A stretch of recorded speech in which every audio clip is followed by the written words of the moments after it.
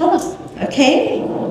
So ya sabemos que Sor María, después de que vino del suroeste, después de que se apareció a los indios, o que se bilocó al Nuevo Mundo, regresó, pero por su propia cuenta.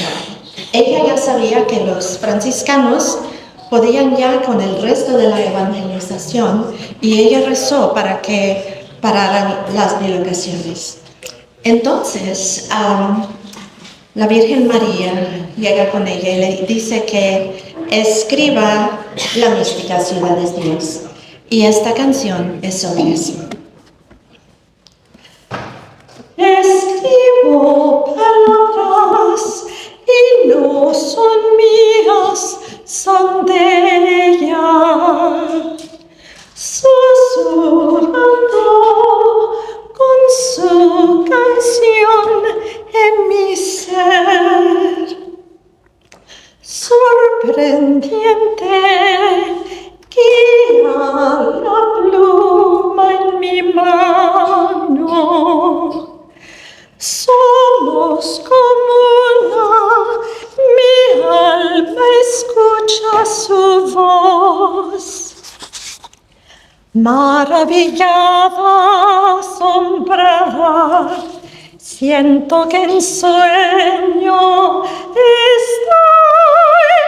Con su canción escucho su voz, guiándome con su amor dulce. Escribo palabras y no son mías, son de ella. Susurrando con su canción en mi ser. Dulces son, yo soy su portadora. Escribo la mística Ciudad de Dios.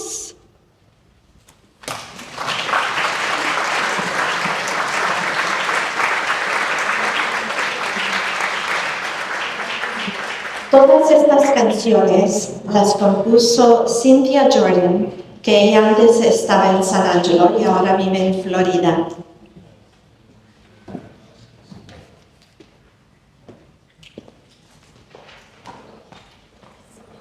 Bien, ahora toma la palabra la reina madre María José López. Ella es la coordinadora de la Confederación de Santa María de Silva de España y coordinadora general de la Federación de Comunidades de Protección de la Vida.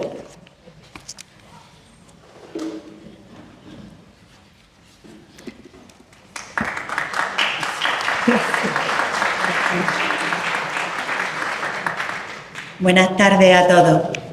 El padre Estefano nos invitó a compartir la vida de otras hermanas venerables de la Orden, y eso es lo que yo quiero hacer también con Madre Teresa, la sierva de Jesús, Madre Teresa de Jesús Romero, brevemente en una comunicación. Quiero presentar a todos ustedes la vida de la sierva de Dios, Madre Teresa de Jesús Romero, una hermana concepcionista que vivió 2 siglos después de Madre María Jesús de Ágreda y que se forjó en el monasterio de la Concepción de Hinojosa del Duque, en Córdoba, España. Una vida sencilla, caracterizada sobre todo por su maternidad espiritual, que ha edificado a muchas generaciones de concepcionistas y también de hermanos franciscanos que se han acercado a su biografía en no pocos noviciados. Veamos en primer lugar su perfil biográfico y espiritual. Sabemos que Jacinta María Teresa de Jesús Romero Balmaseda nació el 9 de octubre de 1861 en Cabeza del Buey, Badajoz, en el seno de una familia noble y profundamente cristiana.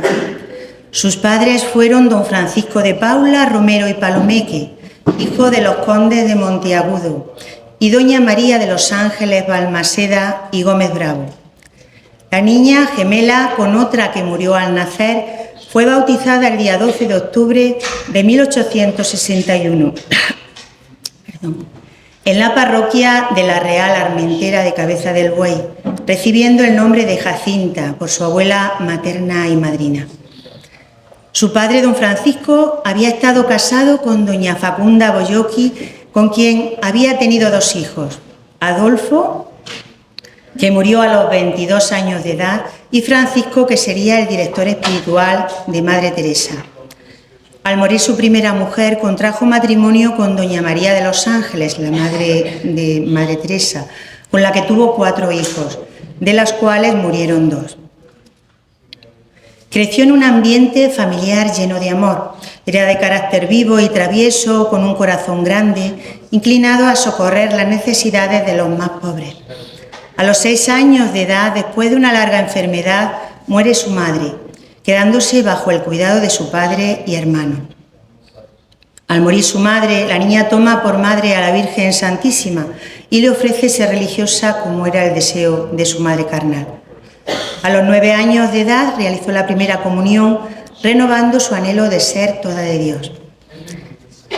Es enviada al Colegio de las Religiosas Francesas de la Sagrada Familia en Madrid, donde recibe una esmerada educación, destacando por su buena conducta y virtudes. En enero de 1877, su padre cae enfermo y manda llamar junto a sí a su hija Jacinta y a su hijo Paco, que se encontraba en el seminario. Desde entonces dejaría el colegio dedicándose al cuidado de su padre hasta su posterior entrada en el monasterio. Durante este tiempo fue creciendo en la vida de piedad, socorriendo a los más pobres y necesitados, aumentando su deseo de una entrega total a Dios, aunque sin ver claro todavía el camino concreto que le pedía el Señor. Como la enfermedad de su padre avanzaba, la familia Romero se traslada a Hinojosa, pues su padre siempre había deseado pasar los últimos días allí. En 1879, el obispo de Córdoba encarga la dirección espiritual de la comunidad de concepcionistas franciscanas de Hinojosa a su hermano don Francisco, y este sería el medio del cual se serviría el Señor para mostrarle su vocación a la vida contemplativa. El 15 de octubre de 1879, con la bendición de su padre, a quien dejaba muy enfermo, ingresa en el monasterio de la Concepción de Hinojosa del Duque a los 18 años de edad. La toma de hábito tuvo lugar el 1 de enero de 1880, la recibió de manos de su hermano don Francisco. Su padre no pudo asistir por encontrarse ya gravemente enfermo, muriendo en mayo de ese mismo año. En enero de 1881 realizó su profesión solemne llena de gozo. Desde el principio tuvo claro que el camino emprendido era el de la configuración con Cristo, su esposo, y hacia él dirigió todos sus anhelos, ya que deseaba con todas sus fuerzas la santidad. Siempre estuvo muy agradecida al Señor por la vocación recibida, manifestando con sus palabras y vida la felicidad de consagrarse a Él. Que solo ame lo que Él ama, solo desee lo que Él desea y viva solo para Él, decía a menudo. Atraída profundamente desde el inicio de su vida religiosa por la regla y las constituciones, de las que se nutría espiritualmente, fue siempre un ejemplo vivo para sus hermanas, animándolas a vivirla con fidelidad, sobre todo en el tiempo en que fue abadesa. El primer oficio que recibió fue el de vicarita, es ayudante de la madre vicaria, encargada en el convento de las tareas más humildes del convento, de la comunidad, a las que su corazón se inclinaba.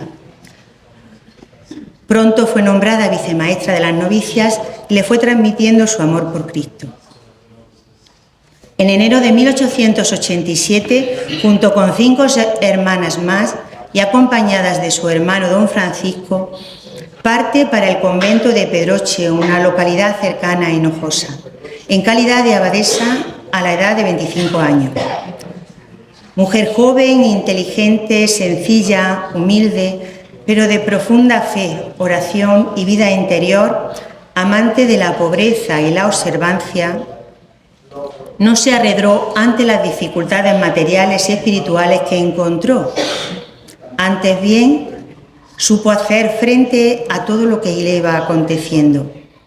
Ya en este tiempo se comenzaban a vislumbrar virtudes como la paciencia, la mortificación, la pobreza, la humildad, que se hicieron más evidentes cuando fue abadesa del monasterio de Hinojosa.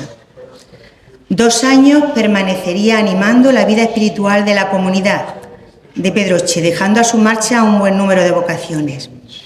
El 19 de enero de 1889 volvió acompañada de sus hermanas al monasterio de Hinojosa, de donde procedía, sometiéndose con humildad a todo lo que la obediencia le exigía.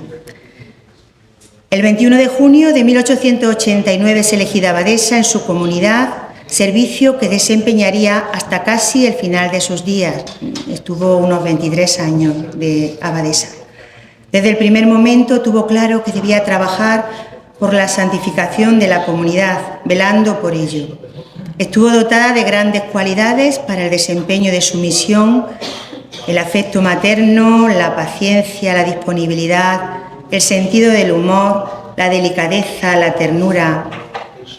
Decía: soy madre y debo ser de mis hijas a la hora que me necesiten. Sabía ganarse las voluntades por medio de la dulzura y la suavidad, siendo enérgica cuando era preciso, sobre todo tratándose de la observancia de las reglas y constituciones. Valiente en sus palabras, conocedora del corazón de sus hijas, destacó notablemente por la dirección de espíritu. Todos señalaban su amor por las hermanas, ser toda para todas, principalmente por las más necesitadas, por las enfermas y las legas, por las que sentía predilección. Ella misma quiso profesar como lega, pero finalmente no se lo permitieron. Su grandeza de ánimo y su fe inquebrantable le permitieron conservar la paz, la serenidad y la alegría en los momentos de prueba, de enfermedades por las que pasó. Pero si hay algo por lo que es conocida Madre Teresa de Jesús Romero, es por ser la gran impulsora y promotora de la causa de canonización de Santa Beatriz de Silva, fundadora de la Orden de la Inmaculada Concepción. Su oración a María era: Madre mía, honra tú a la que tanto te honro. Trabajó incansablemente en este sentido, movilizando a toda la orden, escribiendo a todos los monasterios. Se conocen más de 200 cartas, haciendo crecer y dando a conocer la figura de Santa Beatriz de Silva. Gracias a ella se elaboró la primera estadística de los monasterios de la Orden de la Inmaculada Concepción, conociéndose así el total de monasterios que existían en el mundo. Entre ellos se tejió un lazo de fraterna unión y las hermanas comenzaron a conocerse y comunicarse. Llamaban a Madre Teresa la Benjamín de la fundadora. Ella hizo que la orden despertara y se pusieran a trabajar para lograr la beatificación. No vio la glorificación de Santa Beatriz. Aquejada de una enfermedad del corazón, murió cantando a María Inmaculada el 12 de mayo de 1910, a los 48 años de edad. Fue impresionante la reacción unánime de la orden ante su muerte. Escribieron muchísimas cartas a la comunidad de Hinojosa, alabando y reconociendo su fe, sabiduría y espíritu de Dios, y esa veneración por Beatriz. Por todo esto, a Madre Teresa se le considera un alma con un designio especial dentro de la orden. Su proceso de beatificación fue incoado poco después de su muerte. Las hermanas que convivieron con ella conservaron como un tesoro sus dichos, sus hechos, su correspondencia y sus avisos espirituales. 3 son esencialmente los pilares sobre los que cimentó su vida espiritual y que transmitió a sus hijas: su amor a María Inmaculada, su confianza sin límites en la voluntad de Dios y en la oración, y su amor a la cruz y su deseo de cielo. Su amor a María Inmaculada porque desde pequeña ella la acogió como madre al morir la suya. María siempre estuvo presente en sus palabras, en sus obras y en su corazón. Sabemos por el libro de su vida que lo primero que hizo cuando la eligieron abadesa fue depositar todos sus cuidados en manos de María, rogándole fuera la prelada del convento, siendo ella su vicaria. Le ofreció no hacer cosa alguna sin su bendición, confiando que velaría por todas las religiosas en general y por cada una en particular. María fue presencia que le ayudaría extraordinariamente en su misión de madre. Al final de sus días, sus últimas palabras fueron para ella. Murió pronunciando el nombre de Jesús y María. Un segundo pilar, hemos dicho, es la confianza sin límites en la voluntad de Dios y en la oración. Una fe firme en el Dios que le había dado la vida y que la llevaba en sus manos como Padre amoroso. Este convencimiento la sostuvo durante su vida terrena con una paz serena en medio de las muchas pruebas que sufrió. Una frase que reconocemos mucho de ella es: Señor, tu voluntad es la mía en el tiempo y en la eternidad. Palabras como estas brotan de ser una con Cristo y su voluntad, son fruto de una fe madura. ¿Cómo quieren que no me impresione la belleza de la fe?, decía también a menudo, ¿no? Su secreto estaba encerrado en amar, sufrir y orar. Un tercer pilar, el amor a la cruz y el deseo de cielo. Fue una mujer de oración intensa y continua que encontró en el amor a la cruz, en la pasión del Señor, en la contemplación amorosa de Cristo crucificado, el valor de una vida ofrecida con Cristo para la salvación de todos. Conoció el secreto de la cruz y se dejó conducir por él. Vivió en función de la eternidad. Ese deseo de cielo que la acompañó durante su vida la hizo vivir desde la esperanza y la alegría, desprendida de todo y de todos, con una mirada trascendente que no le impedía estar con los pies en la tierra. Poseemos de ella el epistolario a la comunidad de Pedroche, algunos escritos a modo de regla de perfección o avisos espirituales, y algunas cartas de las muchas que escribió para impulsar la causa de canonización de Santa Beatriz.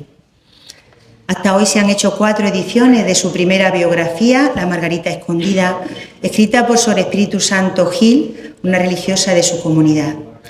La última edición ha sido actualizada por el sacerdote Alberto Fernández, editada en el 2009, y es una versión actualizada que se basa en las anteriores, pero es en la que se destacan episodios de su vida, escenas cotidianas, anécdotas, testimonios recibidos. A modo de síntesis de su perfil, me quedo con las palabras del padre Germán Rubio, quien fuera postulador en una etapa del proceso. La Margarita Escondida es la mujer tierna, noble, delicada, la religiosa humilde, viva, alegre y valiente, que lucha incansable con sus propias pasiones, nunca muertas, aunque siempre vencidas en el Señor. Es la prelada prudente, sabia, atemperada y enérgica, cuyas ternezas de madre superaron siempre los rigores de abadesa. En una palabra, una mujer, una figura humana, muy humana, pero que el amor y el sacrificio divinizaron. La historia y el estado de la causa pues es la siguiente, ¿no? Después de morir la Madre Teresa, la fama de santidad cundió. Se reciben escritos de muchísimos monasterios de todo el mundo, de obispos, cardenales, personas relevantes de la época, de diversos continentes. Piden, entre otras cosas, que se escriba su vida, textualmente, para consuelo y edificación de la orden. El ámbito de conocimiento de sus virtudes en un principio quedaba reducido a su propio convento, pero su trabajo en favor de la causa de canonización de Santa Beatriz permitió que fuera conocida fuera de Pedroche e Hinojosa e hizo que creciera la fama de santidad entre todos los que la habían tratado. Se dio toda una aclamación de su santidad y una reclamación del inicio del proceso de beatificación. Lo piden e inician personas externas al monasterio. Y de este modo, de mano del obispo, se pone en marcha todo el proceso. Resumo en algunas palabras esto, ¿no? En junio de 1918 queda incoado el proceso en la curia cordobesa. Se realiza la fase diocesana y se envía a Roma, obteniendo en 1927 el decreto de aprobación de sus escritos. Se sigue trabajando en el proceso y en el año 1957 se reciben algunas observaciones por parte del promotor de la fe acerca del fundamento de la santidad. Aquí en este momento la causa sufrirá un parón. Se retoma 30 años después con el postulador general de la Orden Franciscana, el padre Antonio Caroli, y posteriormente el padre Luca de Rosa. Desde entonces se ha ido avanzando para responder a las peticiones de la Congregación de los Santos. En el 2006 hay un pequeño avance. Fue nombrado vicepostulador don Joaquín Alberto Nieva y, de acuerdo con el padre Luca, presentan un escrito suplicando abrir una investigación diocesana complementaria sobre la fama y la continuidad de la santidad de la sierva de Dios. En el año 2010 se cierra esa investigación, se envía a Roma y es en el año 2014 la Congregación dio el decreto de validez jurídica de esa investigación. Desde 2015 se está haciendo un trabajo de preparación de la posición, un poco lento. El relator actual también se ha nombrado, ha habido 3 relatores, es Francisco Javier Crespo, doctor en Historia, ¿no? Se ha demostrado que existía una fama de santidad en su vida, también cuando ella murió y después cuando se inició la causa. Y a día de hoy, un siglo después, la fama pervive y se ha divulgado por distintos continentes. La comunidad la va dando a conocer de muchas formas, especialmente a través de su biografía y escritos y con una publicación trimestral que difunde entre los monasterios y las diócesis. Con las nuevas tecnologías también se ha preparado una aplicación que recrea el monasterio y la vida de Madre Teresa de su tiempo, ¿no? A modo de conclusión, lo que se desprende al conocer a Madre Teresa de Jesús Romero, al leer su vida y sus cartas y los testimonios de las hermanas, es la santidad en los hechos cotidianos de la vida conventual. Es en este ámbito donde ella creyó, esperó, oró, adoró y amó. Amó a sus hermanas, amó a la orden, a su fundadora y a la Iglesia.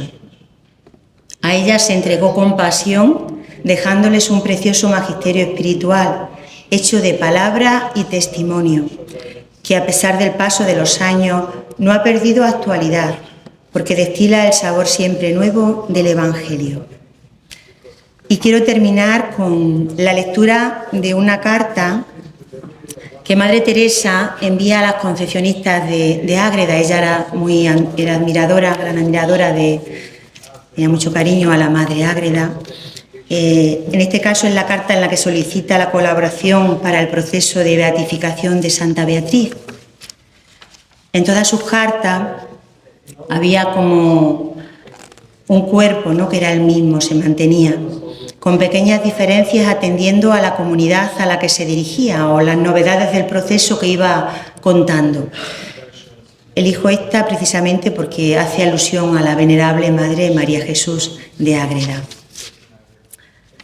Hinojosa, 14 de febrero de 1902.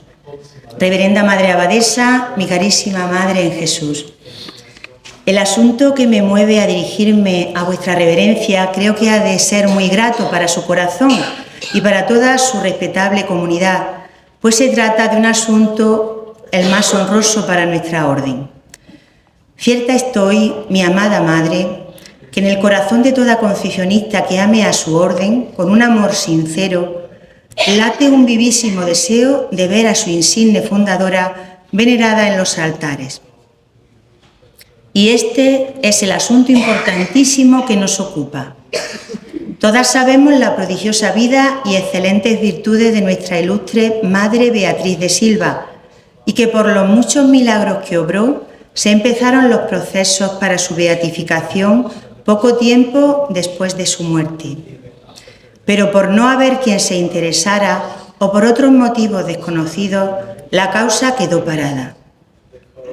Mas hoy el celo y amor de sus hijas se encarga de volverla a activar, y no encontrándose en nuestra casa matriz de Toledo en las circunstancias que se requiere para un negocio tan importante, pasa su derecho a esta comunidad, que gracias a Dios se encuentra en circunstancias favorables para poder encargarse de él. Y con suma complacencia se ocupará en los muchos trabajos que ocasionan estas diligencias.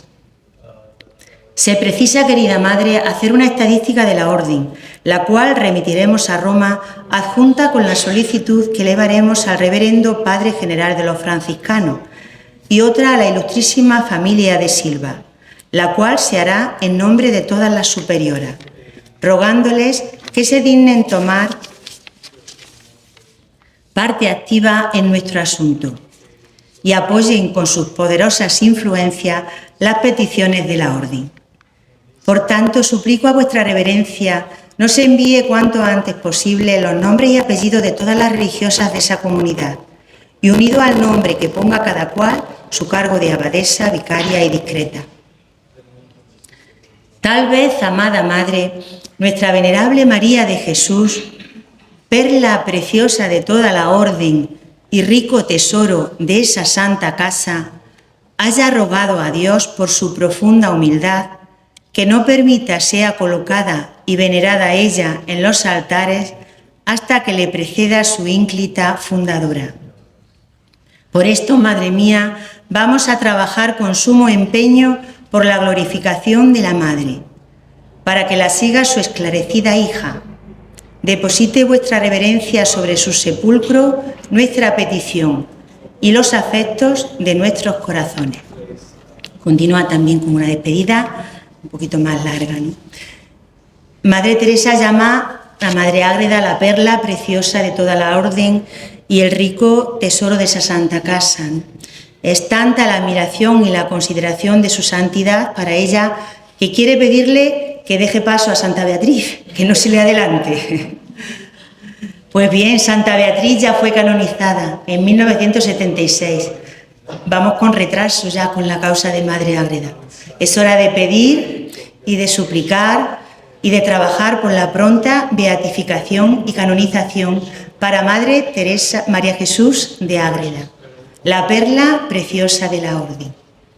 Así que a trabajar. Muchas gracias.